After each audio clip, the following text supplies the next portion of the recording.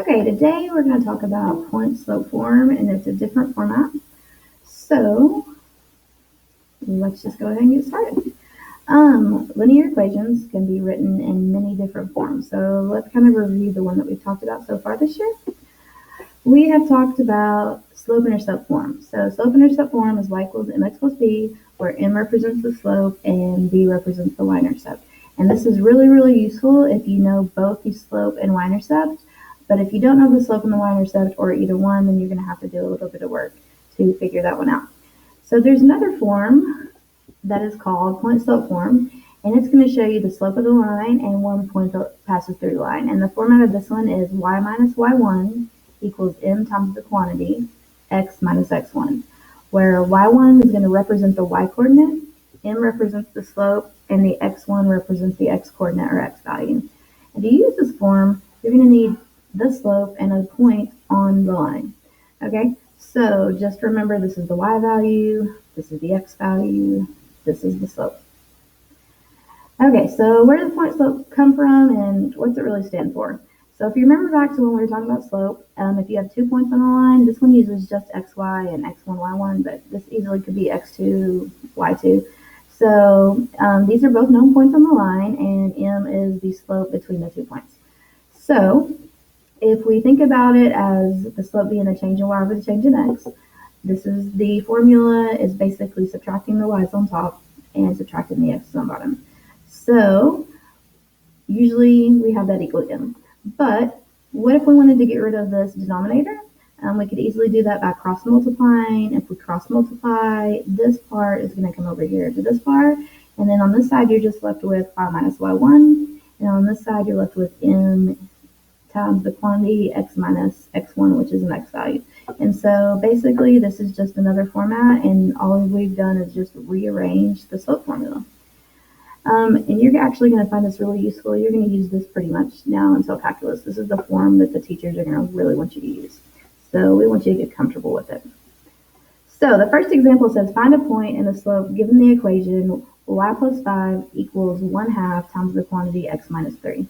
Okay, so we're going to have to find a point in the slope. Well, obviously, the number in front of the parentheses right here is going to represent the slope, so that's going to be the easiest thing to find. Then we got to find the coordinate. Okay, so let's start with the x value. The x value is actually back here on the right side, and it says minus 3. Well, in the formula, it has a minus sign. So the actual x-coordinate is just going to be regular 3. Okay, over here we have a plus 5. So if we look at the formula says y minus a value, a y1 value. And so this is actually going to represent, since it says plus 5, it's really written as y minus a negative 5. And so remember, when you subtract a negative, that's a positive. So really, this is going to represent a negative 5. So the point is going to be a positive 3 for the x value and negative 5 for the y value. So what I want you to do is I want you to pause your screen, and either on your own paper or on a digital copy, I want you to go ahead and try this out. And then once you're done, I want you to press pause, and I'm going to have the answer up here, and I want you to check it out. So everybody press pause now and try it. Okay, so let's see if you got it right. So we want to find a point, and we are given y minus 5 equals negative 2 times the quantity x plus 9. So first of all, I need to look here for my x. Well, since that's a positive 9, that's the same thing as minus a negative 9, so my x value is negative 9. And this is a minus 5, which it should be, and so the point is actually going to be negative 9, 5. And the slope is going to be, the easy one to find is right in front of the parentheses. So if you got negative 9, 5 and negative 2, then you got it correct. So let's move on.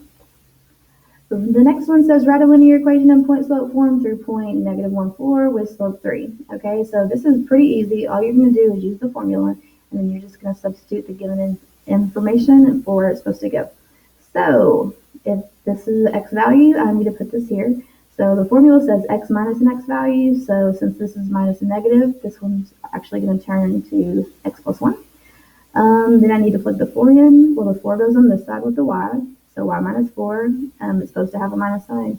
So just y minus 4 on that side. And then substitute the 3 in front of the parentheses for the slope. And in point slope format, it's going to look just like this. There's nothing else we have to do. So from this format, you should be able to identify a point and the slope. Okay, so again, let's press pause. See if you can do this on your own paper or on your own digital copy. Okay, let's check your answer.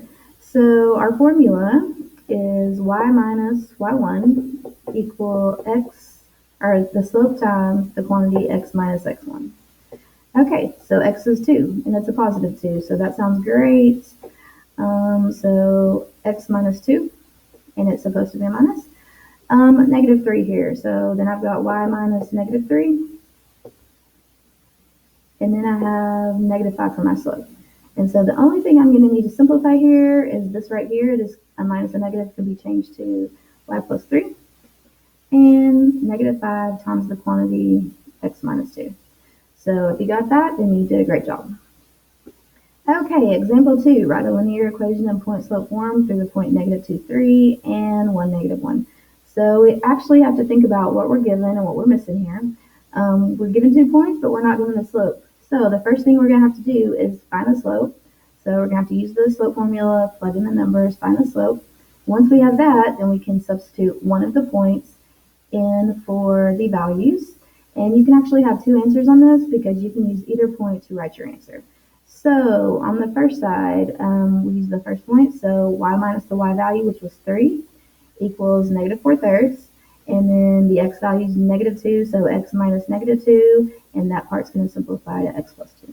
Or if we wanted to use the second point that was given, the y value there is negative 1, so y minus a negative 1 equals negative 4/3 times the quantity x minus 1. And the front part here, the minus the negative would simplify to y plus 1 equals negative 4/3 times the quantity x minus 1. So basically, same thing as the last problem, but you have to do a little bit of work first to find the slope. So if you'll press pause, then try to do the problem. You might need to repeat the previous problem and then check to see if you did it.